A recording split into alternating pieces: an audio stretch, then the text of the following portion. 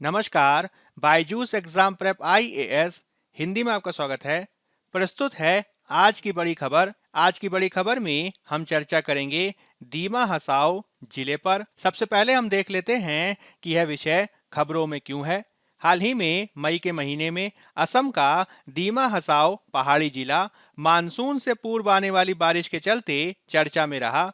यहाँ पर विशेष रूप से बाढ़ और भूस्खलन देखा गया, जिसके चलते राज्य के बाकी हिस्सों से इसका संपर्क टूट गया। दीमा हसाओ में यह जो क्षतिग्रस्तता देखी गई, उसके अनेक कारण बताए जा रहे हैं। जैसे कि असम में सामान्य रूप से 1 मार्च से लेकर 20 मई की अवधि में जो औसतन वर्षा होती है वो लगभग 434 मिलीमीटर देखी जाती है, जबकि इस वर्ष की इसी अवधि में 719 मिलीमीटर वर्षा देखी गई है, जो सामान्य वर्षा से 65% अधिक है। वर्षा के समय और पैमाने के लिए जलवायु परिवर्तन को भी दोषी ठहराया गया है, जिसके चलते अधिक केंद्रित और भारी वर्षा की घटनाएं देखी गई हैं।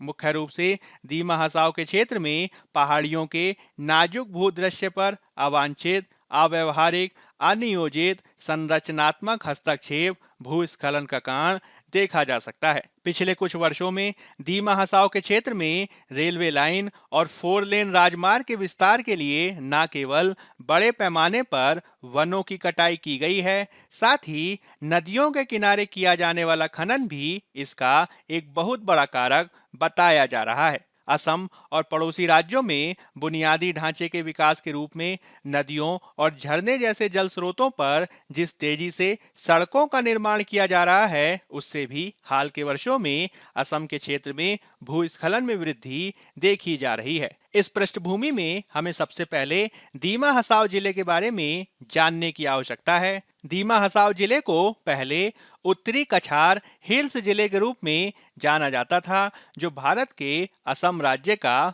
प्रशासनिक जिला है। 2011 की जनगणना के अनुसार यह असम का सबसे कम आबादी वाला जिला है।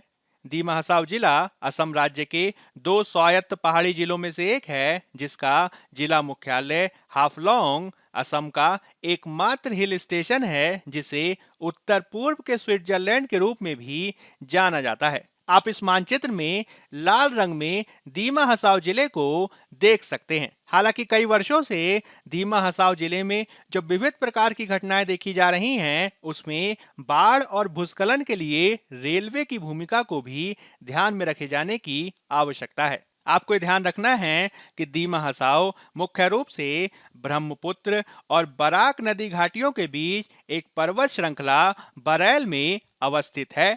हालांकि यह जिला डॉकी फॉल्ट पर है, जो चट्टानों के 2 ब्लॉकों के बीच भूकंप की आशंका वाला भूगर्भिक फ्रैक्चर का क्षेत्र कहा जाता है।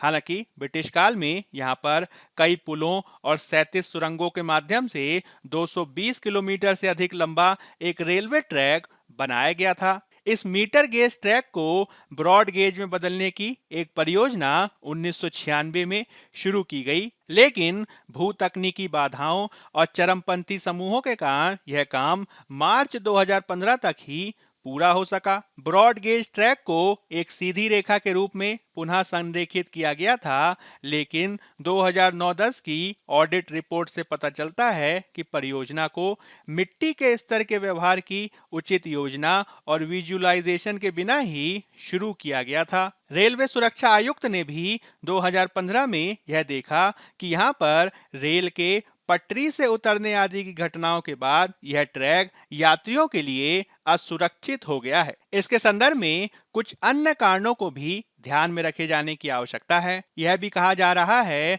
कि दीमा हसाओ जिले में सड़कों, विशेष रूप से 4 लेन वाली Saurashtra Silchar east west corridor को एक नवीन मार्ग पर बनाया गया है और उन पुराने मार्गों को छोड़ दिया गया है, जिन्हें नदियों के आसपास योजना बनाकर बनाया गया था और जो बड़े पैमाने पर विपरीत स्थितियों में भी ठीक बनी रहती थीं। इससे पिछले 20 सालों में मुख्य सड़कें अक्सर बाढ़ में बह जाती हैं या भूस्खलन में अवरुद्ध हो जाती हैं। इसके अतिरिक्त झूम खेती और अनियमित खनन से भी इस मानव निर्मित आपदा में वृद्धि ही देखी जा सकती है। इन गतिविधियों ने अनेक नदियों जैसे कि जटिंग, माहुर, लैंगटिंग आदि के किनारों को भी कमजोर किया है, जिससे बाढ़ के समय जल प्रवाह में अनियंत्रित वृद्धि देखी जाती है। हालांकि इसके बावजूद हमें रेल और सड़क लिंक के महत्व को भी समझने की आवश्यकता है। उल्लेखनीय है कि दीमा हसाओ दक्षिणी असम की बराक घाटी, मणिपुर, मिजोरम और त्रिपुरा के कुछ हिस्सों को मिलाकर एक विशाल क्षेत्र की भौगोलिक कड़ी को बनाता है। मार्च 2015 में मालगाड़ियों का परिचालन शुरू होने के बाद से लुमडिंग बदरपुर रेलवे लाइन इस क्षेत्र के लिए जीवन रेखा रही है। इसके अलावा यह ट्रैक भारत की पूर्व की ओर देखो नीति के लिए भी काफी महत्वपूर्ण है। इसमें बांग्लादेश के चटगांव बंदरगाह से माल की शिपिंग की परिकल्पना की गई है, जिसमें त्रिपुरा के सीमा बिंदुओं अखौरा और सबरूम की भी महत्वपूर्ण भूमिका होगी। दीमा हसाओ लाइन मणिपुर में 111 किलोमीटर की महत्वाकांक्षी जिरीबाम इम्फाल रेलवे परियोजना को भी जोड़ती है, जो भूस्खलन प्रवण इलाके पर ही बनाई जा रही है। जिरीबाम इम्फाल लाइन का विस्तार म्यांमार और उससे आगे करने की भी योजना है, जिसमें भारत का सबसे ऊंचा रेलवे पुल और सबसे लंबी रेलवे सुरंग होगी। इसी के साथ हमें दीमा हसाओ जिले में निवास करने वाले दिमसा लोगों को भी समझना महत्वपूर्ण हो जाता है। दिमसा, जिन्हें दिमसा कछारी लोग भी कहा जाता है, उन्हें असम के सबसे पहले ज्ञात शासक और निवासी माना जाता है। ये वर्तमान में मध्य और दक्षिणी असम के दीमा हसाओ, कार्बी आंगलोंग, कछार, होजई और नगांव जिलों के साथ साथ नागालैंड के कुछ हिस्सों में भी निवास करते हैं। असम में अहोम शासन से पहले शक्तिशाली दिमसा राजाओं ने 13वीं और 16वीं शताब्दी के बीच ब्रह्मपुत्र के दक्षिणी तट पर असम के बड़े हिस्से पर शासन किया, जिन्हें प्राचीन कामरूप साम्राज्य के शासकों का वंशज माना जाता था। उनकी प्रारंभिक ऐतिहासिक रूप से ज्ञात राजधानी दीमापुर थी, जो अब नागालैंड में है, और बाद में उत्तरी कछार पहाड़ियों में माईबांग राजधानी बनी। लेकिन हाल के वर्षों में दीमा हसाओ में विप्लव और चरमपंथ की घटनाएं भी देखी गई हैं। मुख्य रूप से असम के पहाड़ी जिलों कार्बी आंगलोंग और दीमा हसाओ में विविध कार्बी और दिमसा समूहों के द्वारा विद्रोह का एक लंबा इतिहास रहा है, जो 1990 के दशक के मध्य में चरम पर था और इसमें अलग देश या फिर अलग राज्य की मुख्य मांग को रखा जाता था। वर्तमान में यहाँ दिमसा नेशनल लिबरेशन आर्मी ज्यादा सक्रिय है, जिसे 2019 में गठित किया गया था।